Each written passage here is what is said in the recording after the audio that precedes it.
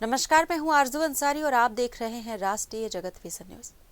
गरियाबंद जिले के मैनपुर विकासखंड में जंगली हाथियों ने स्थायी निवास बना लिया है और ये लगातार ग्रामीणों के लिए खतरा बनते जा रहे हैं।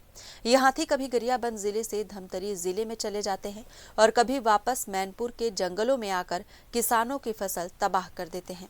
इस समय धान की फसल पकने के कगार पर है, लेकिन हाथियों की मदमस्त चाल से सैकड़ों एकड़ फसल नष्ट हो रही है और ग्रामीणों की जान भी खतरे में है। हाथियों के आतंक के कारण मैनपुर विकासखंड के आसपास के ग्रामीण शाम होते ही घरों में कैद रहने को मजबूर हो गए हैं। 2 दिन पहले तौरेंगा कोदोमाली में एक हाथी ने एक ग्रामीण की जान ले ली थी। साथ ही फसल नुकसान के बाद किसानों को पर्याप्त मुआवजा भी नहीं मिल पा रहा है। इन समस्याओं के खिलाफ आज तहसील मुख्यालय मैनपुर नगर के दुर्गा मंच में धरना और रैली निकाली गई।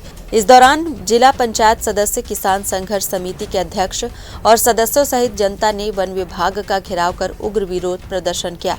वहीं वन विभाग के एसडीओ ने कहा कि स्थानीय क्षेत्र के लोगों ने मुआवजे की मांग रखी थी, जिनकी फसल हाथियों के द्वारा बर्बाद हो गई है।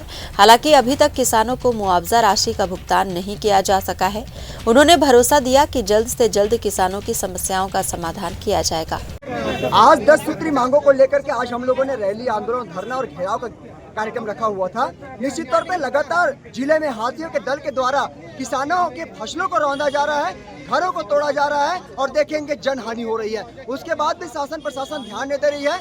उनकी सुरक्षा की गारंटी कौन लेगा, ये जवाब देने को तैयार नहीं है। इन सारे विषयों को लेकर के आज हम लोगों ने वन विभाग का घेराव करके मुख्यमंत्री और देश के राष्ट्रपति के नाम से ज्ञापन दिया है और मांग किए हैं कि जो हम लोग मांग किए हैं उचित मुआवजा मिलना चाहिए। ये क्षतिपूर्ति नहीं, हमको मुआवजा मिलना चाहिए। पर एकड़ 75,000 और मृत परिवार के परिजनों को 50 लाख का और एक सरकारी नौकरी मिलना चाहिए और साथ ही साथ सुरक्षा मुहैया उपलब्ध कराई जाए, ये हमारी मांग थी। वन विभाग वालों ने क्या आश्वासन दिया? कोरा आश्वासन के सिवाय हमें कुछ नहीं मिला है। ज्ञापन दिए, उनका एक ही तर्क था कि हम लोग देख रहे हैं हाथियों को, हम लोग निश्चित तौर पे उनके पीछे हमारे हाथों में इतने लगे हैं, ये उनका कहना है, लेकिन हमें ठोस आश्वासन नहीं मिला है।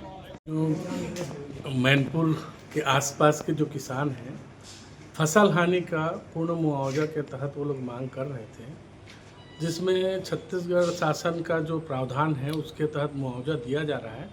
उनका मांग शासन से संबंधित था, बाकी अतिरिक्त मुआवजा का तो हम उनको शासन स्तर पर प्रेषित करने के लिए एसडीएम साहब के पास दिए गया है और जो वन मंडल स्तर पर जो प्रकरण का निराकरण हो सकता है हम त्वरित निराकरण वन मंडल स्तर पर करेंगे, ऐसे करके उनको आश्वासन दिया। कुछ लंबित मुआवजा की बात कर रहे थे कि नहीं मिला है करके? कुछ लंबित मुआवजा है जो वन विभाग के तरफ से तो बना हुआ है और दिया भी गया है, लेकिन कहीं ना कहीं छूटा हुआ है, तो उससे सूची मांगे हैं गांव वालों से और जैसे ही सूची मिल जाएगा तो उसके बारे में फिर उनको संतुष्ट करेंगे उस मामले में।